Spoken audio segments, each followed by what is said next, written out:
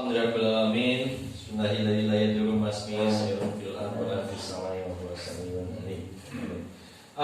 Kita lanjut satu slide lagi saja, nggak banyak. Yang jelas saya akan memberikan sesuatu yang pamungkas, santai, tapi pamungkas gitu kalau dijalanin ini akan luar biasa gitu. Tapi sebelum saya pengen tuan rumah dari tadi kan belum ngomong 5 menit lah. Ya nggak setuju? Setuju? Apa kabar? Salam sinergi. Siapakah dia? Salah satu top leader saya yang di sini. Top leader saya kenal dengan beliau kurang lebih 10 tahun yang lalu. Ya, bukan orang MLM, tapi kenalnya di komunitas MLM. Dan kita langsung panggil saja, kita dengar cerita beliau, kasih waktu 5 jam buat beliau. Silakan Bu Haja Zaki Indrawati. Ya, baik. Bismillahirrahmanirrahim. Assalamualaikum warahmatullahi wabarakatuh. Waalaikumsalam. Jelaskan ya suara saya nggak usah buka masker. Karena kita sekarang sedang memasuki gelombang kedua COVID, Bapak Ibu. Jadi memang lagi, kalau yang gelombang pertama kemarin 15.000 ya menderita COVID, sekarang malah lebih tinggi 20.000. Tapi saya baca dari sebuah coach bisnis mengatakan siap-siaplah dengan gelombang ketiga, keempat, dan seterusnya. Jadi kalau kita beralasan untuk tidak berbuat sesuatu, ya sampai kapan gitu? Karena memang pandemi ini nggak tahu sampai kapan. Jadi para pebisnis pun juga sama-sama mengalami era VUCA. Gitu ya, VUCA itu sebuah keadaan yang memang penuh ketidakpastian. Ya memang kita ya seperti ini, maka tidak bisa lagi mengandalkan satu sumber income. Dan bahkan saya juga mengingatkan ke Pak Martin, Pak, kita tuh mesti sering mengingatkan Pak Feb juga supaya TTBS sekarang kan memang lagi bagus gitu. Tapi ya tetap aja harus maksudnya banyak-banyak istighfar gitu ya, banyak-banyak berdoa sama Allah. Karena kita nggak tahu era VUCA tuh benar-benar nggak tahu. Ya itu sedikit aja. Saya mau sharing apa nih Pak Martin? Terserah Ibu udah bebas. Paling saya sharing gini aja, karena ini kebanyakan bukan orang MLM ya tadinya. Ya sekitar yang tadi saya kenal 10 tahun belum bukan orang MLM. Oh iya, silakan Bu Rahma. Saya buka aja deh videonya, nggak enak kalau. Saya bisa kemarin. Silakan Bu. Saya kenal Pak Rahma itu 10 tahun, dulu juga di bisnis. Jadi saya sebenarnya itu MLM yang ketiga Bapak Ibu. Sekarang ini baru MLM yang ketiga. Adik saya bahkan udah lebih dari berapa MLM. Bu Rahma juga termasuk orang yang pindah-pindah MLM ya. Tapi jujur dulu saya nggak ngerti gitu, kenapa banyak orang yang pindah-pindah MLM dan tidak berhasil. Nah sekarang saya paham, karena ini baru MLM ketiga. MLM pertama itu di MLM Umroh, itu saya kenal Pak Martin pertama kali, itu masih crossline karena sponsor saya ada di Malang. Saya dikenalkan dengan dia sama Bekasi, jadi asli jadi dititip-titipin. Nah saat itu saya masih negatif tentang MLM. Pertama saya istri dari, bukan direktur sih, di bawahnya direktur gitu, GM lah, level GM di Bika, which is lingkungannya ibu-ibu sosialita yang bajunya tuh dari atas sampai bawah tuh. Yang tadinya tidak bersalah, yang tadinya tidak bersalah. Ya, Ustadz yang tahu ya ibu-ibunya kayak gejreng-gejreng gitu ya. Terus habis itu jalan-jalannya keluar negeri kayak gitu-gitu lah ibu-ibu seperti itu. Jadi MLM itu apa gitu loh. Terus habis itu yang kedua saya trainer gitu ya, komunitas trainer yang memang lumayan sinis gitu dengan MLM, apalagi dengan yang jargon-jargon semangat pagi loh, malam-malam semangat pagi itu suka di anak kami itu jadi malah ledek-ledekan itu tuh gitu, malam-malam kok semangat pagi gitu. Itu kita saya tuh termasuk orang yang sinis dulu itu sama MLM, karena melihat adik saya itu pindah-pindah MLM nggak pernah sukses. Nah setelah saya ada di MLM, pada MLM kedua diajak Pak Martin ya di komunitas sebelumnya, 2 tahun pertama juga masih apa sih ini gitu. Tapi ya nggak tahu deh, Pak Martin mungkin sangat apa ya, beliau tuh determinasi tinggi kan. Jadi kalau udah apa sih mepet orang gitu kan nggak mau nyerah gitu kalau belum berhasil. Jadi, oh gitu ah. Karena ini masuk siswa ya, terserah saya Pak. Jadi tapi satu kekuatan beliau adalah senang kumpul memang. Jadi kekuatan the power of kumpul-kumpul itu ternyata works gitu teman-teman. Jadi makanya pandemi ini sebenarnya agak jadi alasan bagi mereka-mereka yang akhirnya nggak pernah kumpul-kumpul itu rontok. Tapi sebenarnya dulu kekuatan saya adalah saya kan ada di poin berapa tuh? Hadir di setiap acara. Ya. Saya adalah orang yang nggak pernah absen. Nggak pernah absen di setiap acara diadakan Pak Martin. Walaupun sebenarnya bosan banget, isinya kayak gitu-gitu aja. Saya tuh dari Dulu kan nggak punya ruangan kayak gini Bapak Ibu, jadi masih sewa di Marga Jaya ya Pak ya, kita tuh patungan kayak gitu, crossline, patungan, masih crossline waktu itu. Terus saya bagian registrasi di bawah tuh Mbak, registrasi bagian nyatet-nyatet gitu. Walaupun saya terbiasa jadi pembicara, tapi kan bukan pembicara MLM, bisnis gitu ya. Jadi suatu hari saya jadi pembicara bla bla, intinya gitulah singkatnya. Saya melihat gini, orang itu tidak berhasil di MLM itu karena sepenuhnya mindset. Di MLM pertama saya memang setengah-setengah gitu loh, antara kepengen ngelihat yang sukses, kayaknya seru juga ya gitu ya. Saya waktu itu gimana? Biasa aja sih. Kayak dia udah sukses ya waktu itu, tapi ngerasa kayak ya udah dia sukses, saya di sini, kayak kita ada di dunia yang berbeda. Paham nggak maksudnya Bapak Ibu? Jadi saya aja bilang ke tim, kalau teman-teman melihat seseorang yang sukses dan teman-teman tidak merasa deg-degan, berarti tanda-tanda sukses itu masih jauh, karena nggak merasa relate. Tapi kalau misalnya kita melihat leader kita sukses, apalagi sponsor langsung kita ya, terus kita merasa kayak deg-degan nih, aduh sebentar lagi gue nih, nah, berarti udah deket, itu relate gitu. Nah saya saat itu di MLM pertama, bodoh amat Pak Martin sukses, ada lagi Pak siapa yang itu ya semuanya orang lama-lama kayak gitu dah gitu. Udah sukses, saya ngerasa biasa-biasa aja. Saya bahkan kalau lagi di ruangan kayak gini Bapak Ibu, kan biasa tuh Pak Martin begini-begini sih, masih ini. Saya ngerasa salah masuk ruangan. Apaan sih ini gitu kan, suka orang lain itu kan suka gitu-gitu. Pasti ini gitu. Sekarang begitu ya. Apalagi ngelihat leader MLM foto depan mobil. Aduh benci banget saya dulu. Sekarang saya kayak gitu. Ya karena memang sebenarnya memang ada azabnya nikmat ya. Tapi memang kan memang oknum menurut saya orang-orang leader MLM itu suka overclaim. Bukan mobilnya, dia foto depan mobilnya. Itu kan ya jadinya itu yang bikin MLM itu buruk gitu loh. Terus pakai jasnya minjem kayak gitu. Mari kita lihat MLM yang dari luar gitu ya, leader-leader udah sukses. Kan biasa aja. Dan itu kalau foto ya pasti pakai mobilnya sendiri. Ya ini namanya kaos. Sadar. Ya saya udah hafal kode-kodenya, udah hafal 10 tahun. Jadi seperti itu Bapak Ibu. Jadi sepenuhnya di MLM pertama itu saya sadar, jadi nggak usah pindah-pindah terlalu banyak, saya 3 aja. Yang pertama itu gagal total. Saya nggak nyalahin siapa-siapa, kecuali diri saya sendiri. Emang mindsetnya tentang MLM masih negatif, nggak yakin, nggak pede, malu. Di satu sisi kepengen, ya sih seru ya kayaknya kalau sukses, tapi malu gitu, males gitu. Nggak tahan dengan nyinyiran kalau saya jadi Bu Wika gimana dong, cari apa lagi sih lu kan gitu. Nah terus belum di dunia trader. Nah di MLM kedua lumayan, saya sebenarnya dapat mobil, tapi pas pindah ke sini udah ditarik lagi. Karena di situ barusan namanya nggak ngerti ya, dapat mobil, ternyata BPKB-nya SNK atas nama PT. Beda dengan sini, kalau di sini kan atas nama pribadi. Nah itu. Bahkan beli mobilnya boleh pilih sendiri tuh Pak Jero saya itu, udah dipilih aja sendiri gitu. Yang penting jatah depositnya 500 juta kan gitu. Nah dulu nggak ngerti MLM yang kedua itu dapat mobil sih, tapi ketika saya pindah ternyata diambil lagi. Nah intinya sepenuhnya mindset. Maka hari ini tuh sebenarnya Bapak Ibu yang hadir tuh beruntung gitu ya, karena Pak Martin seperti yang saya sudah bilang, beliau tuh gardu besar gitu istilah saya. Sebenarnya di dunia apapun kita tuh perlu banget, kalau kita belum siapa-siapa, perlu banget mencantolkan diri ke gardu besar. Kayak di dunia ustadz ya Tat. Dunia ustadz kan pasti ustadz-ustadz yang belum terkenal ya perlu dong mencantolkan diri ke ustadz yang gardu besar gitu. Trainer pun gitu, saya mencantolkan diri ke master trainer. Nah sama di leader di MLM seperti itu, kita perlu banget deket-deket dengan gardu besar. Supaya apa ya? Supaya kalau kita lagi lowbat, colokin. Colokin. Nasibnya. Mencolokkan diri. Tapi memang seperti itu Bapak Ibu, dan menjaga semangat itu memang dengan seperti ini. Selain kalau di muslim, mungkin juga non muslim ada ya keberkahan silaturahim. Memang ya beda. Tapi ketika kemarin saya dihantam pandemi, alhamdulillah atas izin Allah tetap dan telusuri juga loh. Dari jaringan online gitu loh. Artinya ya saya hari ini dapat pelajaran tadi baru satu hal. Kita menghadapi gelombang kedua sekarang, COVID, bakalan ketiga dan pada seterusnya. Dan siapa yang menang? Bukan yang pinter, bukan yang sprint larinya, tapi maraton, tapi punya daya resilient. Resilient itu gini, orang udah kena hantaman, tapi dia tetap bangkit lagi dan bisa hidup, gak sekedar survive, gitu loh.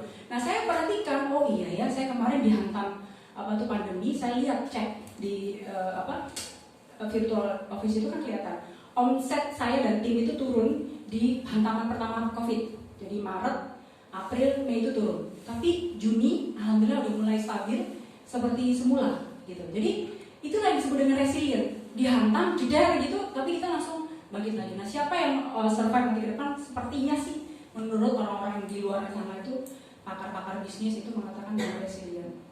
Nah, apakah saya kesini tuh mulus? Enggak juga Bapak Ibu. 2 tahun, terutama karena saya dulu di MLM sebelumnya saya tuh duta gitu. Duta itu ya sudah dekat sama Ustadz itu ya, Ustadz Wisman. Jadi udah jadi semacam brand nama ini bersahabat. Enggak lah, sahabat. Intinya itu ketika beliau hijrah ke sini, saya belum hijrah, itu kan saya langsung ya pokoknya goncang ganjing lah. Jadi kalau menghadapi, saya ngerti gitu. Kalau nggak punya background MLM, paling nggak tahan itu adalah dengan nyinyir gitu. Tapi saya belajar di dunia para ustadz pun kan banyak yang saling menyinyirin juga kan tak? Trainer itu juga saling menyinyiri, pengusaha dengan satu sama lain saling menyinyiri sama. Jadi di dunia apapun kita itu the nyinyir, the haters itu selalu ada. Jangan tanya kan Pak Marty waktu hijrah ke sini, istilah kami dihujani batu. Saya pun begitu. Bahkan ruko kami yang ada, ruko saya yang ada di Betos itu kan dulu markas bisnisnya sebelumnya. Ketika saya jadikan markasnya Ekoresi, itu haters bilang gini, gila ya, dia itu punyanya si MLM itu dipakai sama MLM bisnis baru. Nah itu kan punya gua sendiri.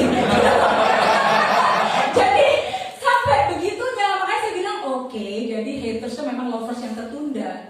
Kan iya kan, artinya gini, mereka ngamatin kita terus loh Pak. Berarti waktu Bu Zakia 4 bulan itu nggak langsung daftar, kayak teks yang tertunda ada sama. Oh iya, kan saya nggak nyinyirin Bapak. Jadi sebenarnya nyinyir itu benar, makanya tadi yang video Pak Martinsya itu benar gitu loh. Emang nyinyir mereka yang bayar utang kita, cicilan kita kan enggak. Cuman memang kita orang Indonesia itu suka nggak enak apa kata orang. Nah kayak Bu Rahma kan juga anaknya ngomong apa udah mulai agak goyah kan gitu ya. Kadang-kadang keluarga, jadi ya keluarga. Nah, memang seperti itu Bapak Ibu. Tapi mari tunjukkan segera bahwa kita itu serius di bisnis ini dan kita menjadi lebih baik setelah ada. Kalau belum punya prestasi gimana dong nunjukinnya? Ya tunjukkan bahwa kita menjadi lebih baik setelah bisnis ini. Gitu. Ya baik secara personality, mungkin secara ibadahnya dan sebagainya. Nah sama aja kayak saya ke Pak Martin pun, beliau kan punya banyak top leader ya. Saya di awal mungkin masih dibantu Pak Martin, disupport sana sini di awal. Tapi saya tahu nih, beliau nggak mungkin kalau saya kelamaan suksesnya, beliau itu sudah punya lagi orang-orang baru. Jadi apa yang saya lakukan? Saya harus cepat-cepatnya mandiri. Saya harus cepat-cepat sukses supaya apa? Nggak ganggu lagi beliau. Gitu. Itulah yang saya lakukan makanya di Gantian saya ganggu Ibu. Nggak apa-apa. Itu 7 minggu itu udah dapat motor, alhamdulillah. Mobil itu 3 bulan. Masya Allah. Pajero 10,5 bulan dan sekarang luxury ini 2 tahun lebih 3 minggu. Jadi beda 2 minggu sama Pak Samsul. Pak Samsul kan 1 minggu, saya udah 2 tahun 1 minggu, Pak Samsul saya 2 tahun 3 minggu. Jadi beda 2 tahun. Gitu. Tapi saya bergabung di bisnis ini terlambat 4 bulan dibandingkan Pak Samsul dan teman-teman. Seperti itu. Jadi insya Allah sih Bapak Ibu kalau kita tuh lama-lama bisa ini loh. Kalau lulus dari MLM, karakter kita ini berguna banget di bidang apapun. Gak harus di MLM. Yang pebisnis, yang usaha tuh lebih tahan banting. Biasa aja ngelihat dinyinyirin orang tuh udah sekarang kayak robot aja blok. Kalau yang ini, kalau dulu kan saya emosi, dijawab tuh saya jawab balik. Gitu dulu di perang di Instagram tuh. Nah itu kan ruku saya emang kenapa gini-gini gitu saya jawabin dulu. Tapi kan jadinya stres gitu. Itu kan lihat saya kalem nggak jawab. Lihat saya kalau dinyinyirin dulu nggak pernah jawab Pak. Karena nyinyir blok. Mungkin suatu saat saya udah biasa aja ngeliat gak usah di blok udah biasa. Nah jadi insya Allah kita jadi pribadi yang lebih kuat nanti nggak baperan gitu ya, nggak baperan. Dan kalau sudah lulus dari MLM itu insya Allah melihat persoalan-persoalan di luar itu jadi biasa aja karena di MLM ini menghadapi orang aneka rupa. Jadi ini kalau Bapak Ibu nanti belum berhasil punya cerita kayak gitu ya, masih segitu ceritanya. Nanti kalau sudah jaringannya semakin gede, persoalannya akan makin gede.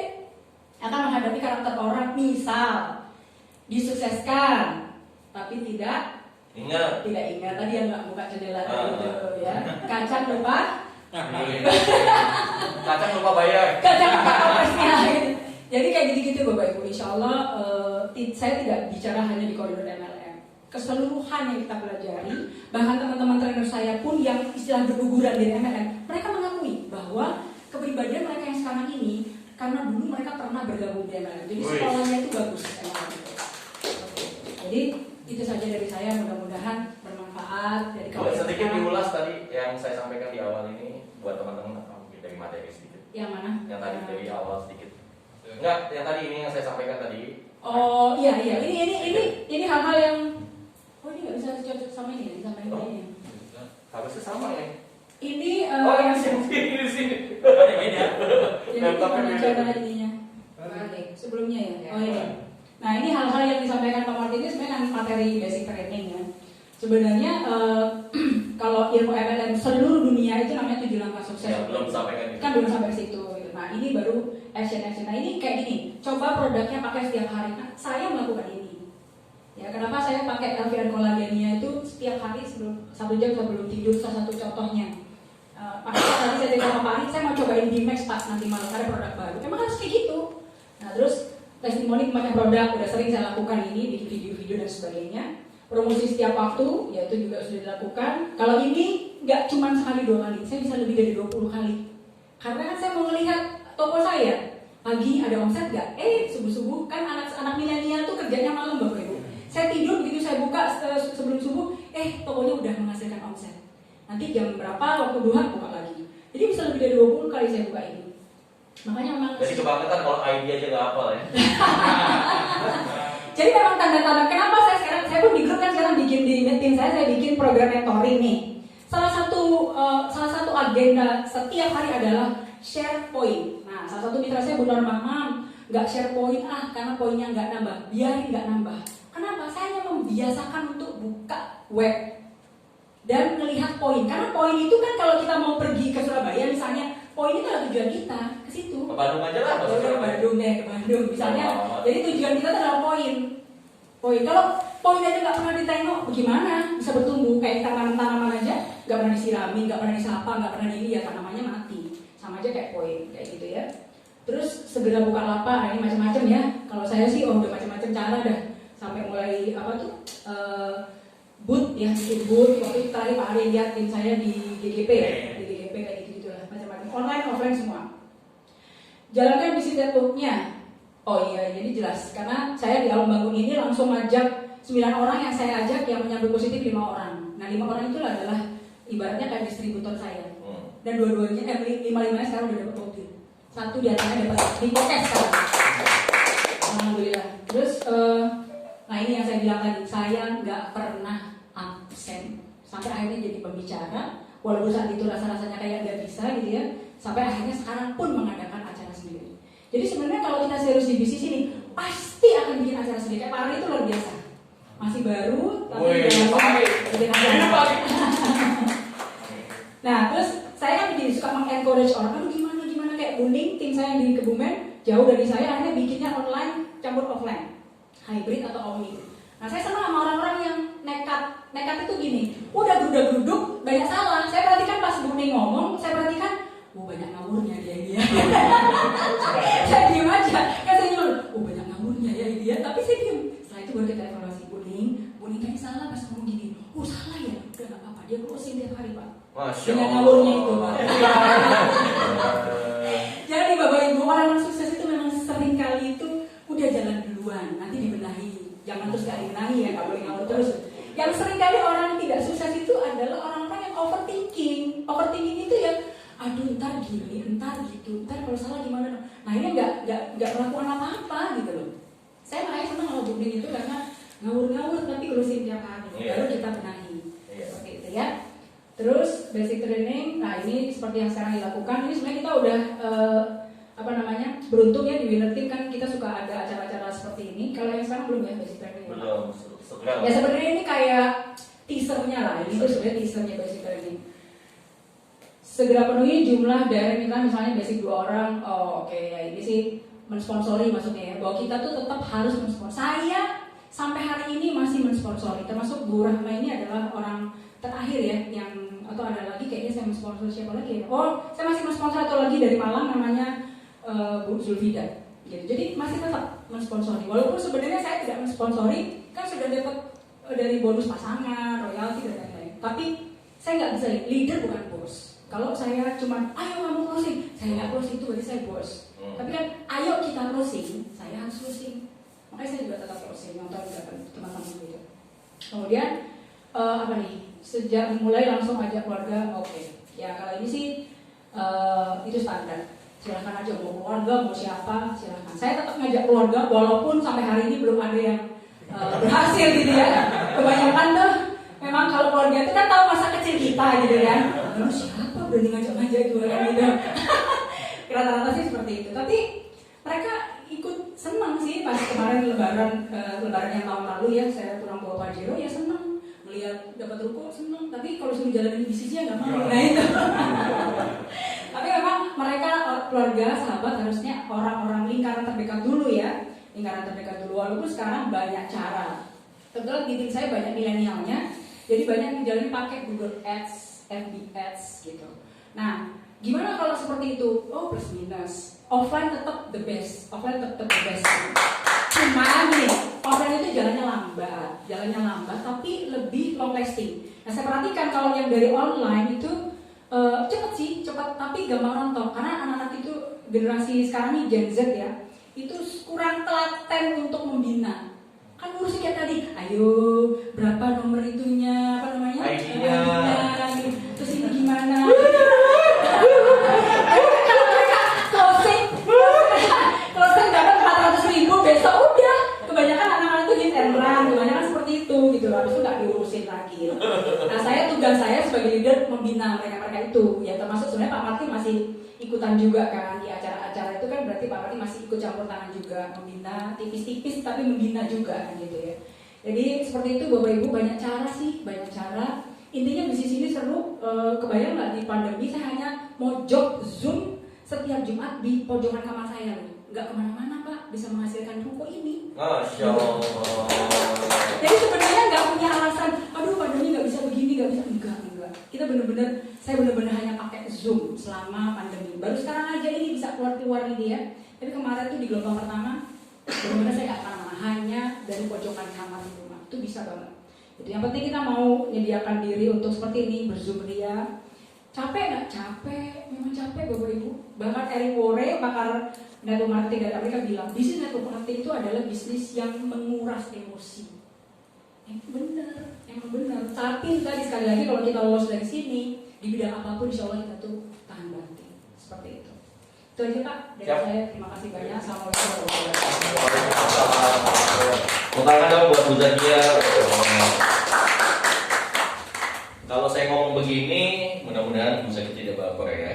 Jadi saya sangat mengenal Bu Zakia, Pak Samsul, Pak Sulaiman, orang-orang baru di dunia MLM di tahun 2013 sekian, 2013. Jadi saya tahu persis culun-culunnya mereka. Gak apa-apa ya Bu.